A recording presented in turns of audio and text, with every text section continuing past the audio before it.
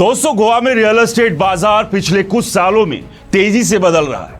कभी टूरिस्ट और खूबसूरती का प्रतीक माने जाने वाले इस राज्य में प्रॉपर्टी की मांग और आपूर्ति में असंतुलन ने कई सवाल खड़े किए। क्या गोवा में रियल एस्टेट का बबल फट चुका है? क्या बिल्डरों के प्रोजेक्ट्स नहीं बिक रहे हैं? और क्या निवेशकों को झूठे दावों के साथ लुभाने की कोशिश की जा रही है? रियल एस्टेट बबल तब माना जाता है जब प्रॉपर्टी की कीमतें वास्तविक मांग और आर्थिक आधार से कहीं अधिक बढ़ जाती है, जिसके बाद अचानक मांग गिरने से कीमतें धराशायी हो जाती है। गोवा में रियल एस्टेट की स्थिति को समझने के लिए कुछ आंकड़ों पर नजर डालते हैं। 2010 से 2020 तक गोवा में प्रॉपर्टी की कीमतें खासकर नॉर्थ गोवा के तटीय क्षेत्रों जैसे कलंगुट, बागा और कैंडोलिम और साउथ गोवा के प्रीमियम जगहों जैसे पोलेलम और कोलवा में 8 से 12% की वार्षिक दर से बढ़ी। हालांकि 2020 के बाद कोविड-19 महामारी और उसके बाद की आर्थिक अनिश्चितताओं ने मांग को प्रभावित किया। नाइट फ्रैंक इंडिया की 2023 की एक रिपोर्ट के अनुसार गोवा में रेजिडेंशियल प्रॉपर्टी की कीमतों में 2021 से 2023 के बीच केवल 3 से 5% की बढ़ोतरी हुई, जो देश की औसत से कम है। गोवा में बिक्री ना होने वाली प्रॉपर्टी यानी कि अनसोल्ड इन्वेंट्री में बढ़ोतरी देखी गई। प्रॉप गाइड की 2024 की एक रिपोर्ट के अनुसार नॉर्थ गोवा में लगभग 18 से 24 महीनों की अनसोल्ड इन्वेंट्री मौजूद है, जो सामान्य बाजार की तुलना में अधिक है। यह दिखाता है कि प्रोडक्शन मांग से अधिक है। गोवा में प्रॉपर्टी की मांग अब मुख्य रूप से हॉलिडे होम्स और निवेश के लिए है, ना कि प्राइमरी रेजिडेंस के लिए। हालांकि महामारी के बाद वर्क फ्रॉम होम के चलन ने कुछ हद तक मांग को बढ़ाया, लेकिन यह मांग मिड सेगमेंट और किफायती प्रोजेक्ट्स तक सीमित रही, जो अब खत्म हो चुकी है। तो वहीं लग्जरी प्रोजेक्ट्स की बिक्री में कमी देखी गई है। दोस्तों, इन आंकड़ों से स्पष्ट है कि गोवा का रियल एस्टेट बाजार पूरी तरह से फट नहीं गया है, लेकिन यह निश्चित रूप से मंदी के दौर से गुजर रहा है। कीमतों में स्थिरता और अनसोल्ड इन्वेंट्री की अधिकता बबल के जोखिम की ओर इशारा करती है, लेकिन अभी तक कोई बड़ा क्रैश नहीं हुआ है। दोस्तों, गोवा में बिल्डरों को अपने प्रोजेक्ट्स बेचने में कई तरह की चुनौतियों का सामना करना पड़ रहा है। गोवा में पिछले दशक में रियल एस्टेट प्रोजेक्ट्स की संख्या में तेजी से वृद्धि हुई है।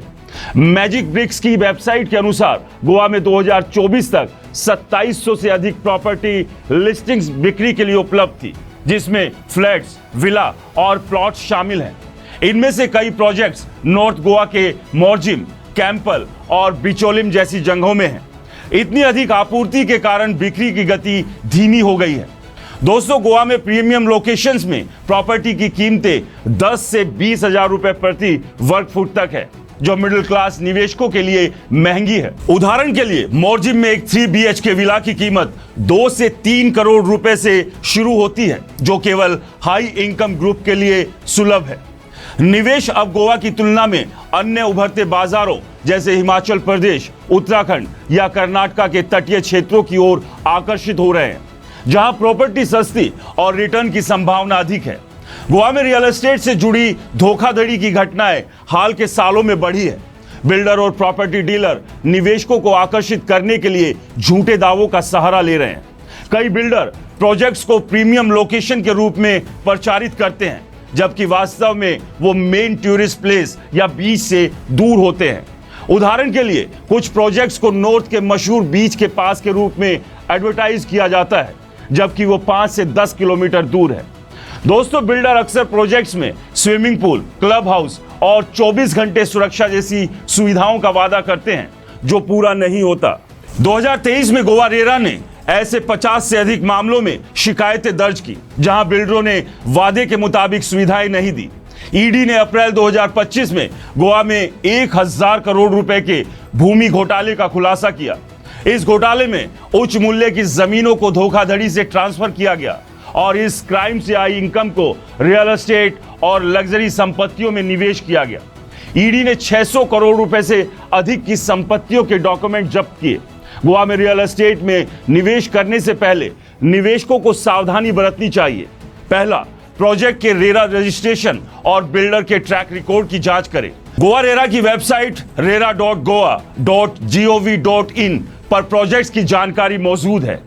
दूसरा, प्रॉपर्टी के टाइटल डीड, एनओसी और अन्य कानूनी डॉक्यूमेंट्स की जांच करें। इसके लिए वकील की भी मदद ले सकते हैं। तीसरा, प्रोजेक्ट की वास्तविक लोकेशन और सुविधाओं को खुद जाकर देखें। ब्रोशर्स या वेबसाइट्स पर भरोसा ना करें। चौथा, बिल्डर की फाइनेंशियल स्थिति और प्रोजेक्ट्स के फंडिंग सोर्स की जांच करें।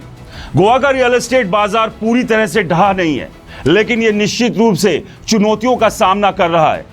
अनसॉल्ड इन्वेंट्रीज, मंद मांग और धोखाधड़ी के बढ़ते मामले इसकी ओर इशारा करते हैं कि निवेशकों को सतर्क रहने की जरूरत है। बिल्डरों द्वारा झूठे दावों और अतिशयोक्तिपूर्ण वादों ने बाजार की विश्वसनीयता को प्रभावित किया है। हालांकि सही जानकारी और सावधानी के साथ गोवा में रियल एस्टेट अभी भी एक आकर्षक निवेश का विकल्प हो सकता है, बशर्ते निवेशक सूझबूझ से निर्णय ले। अगर आपको यह जानकारी पसंद आई तो इस वीडियो को ज्यादा से ज्यादा शेयर करें, ताकि आपके दोस्तों और परिवार के उन लोगों को भी गोवा रियल एस्टेट की सही जानकारी मिल सके जो यहाँ इन्वेस्ट करने का प्लान कर रहे हैं। नमस्कार।